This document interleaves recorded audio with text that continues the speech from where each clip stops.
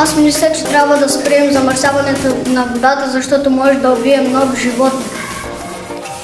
Замърсяването на водата може да убие много животни и да изгубим много животински видове от природата.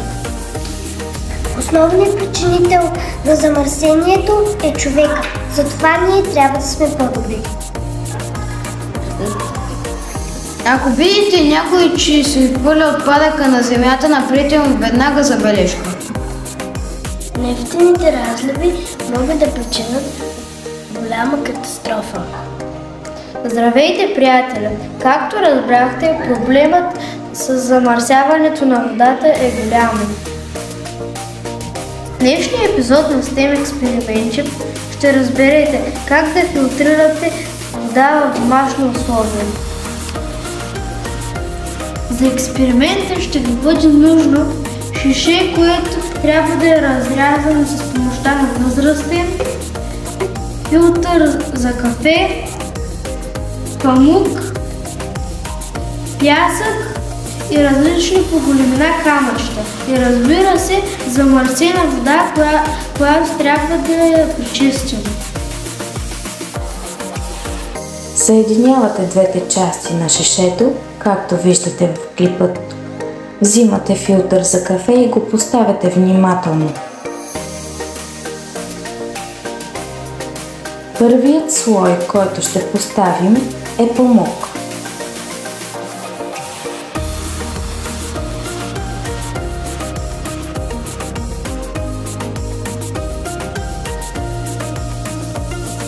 След това се поставят различни по големина камъчета.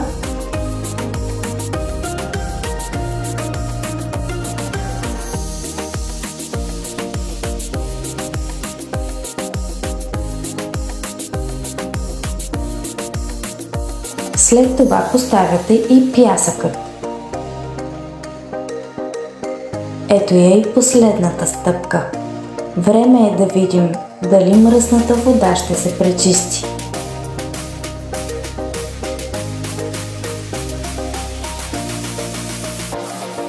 Колкото по-бавно, толкова по-добре. Колкото повече време е необходимо на водата да премине през филтър, толкова по-чиста става тя. Водата преминава лесно през филтърните материали, но по-големите отпадъци като мръсотия се улавят. Филтърните материали обикновено стават все по-фини и по-фини, така че могат да уловят всичко, което е пропуснато по-рано. Може да се добавят и дървени въглища. Въгленът може да бъде близо до края на пътя на водата, защото използва електрическия заряд, за да хване частици, които са твърде малки, за да ги видим. Филтрираната вода не е достатъчно чиста за пиене, но растенията със сигурност ще й се зарадват много.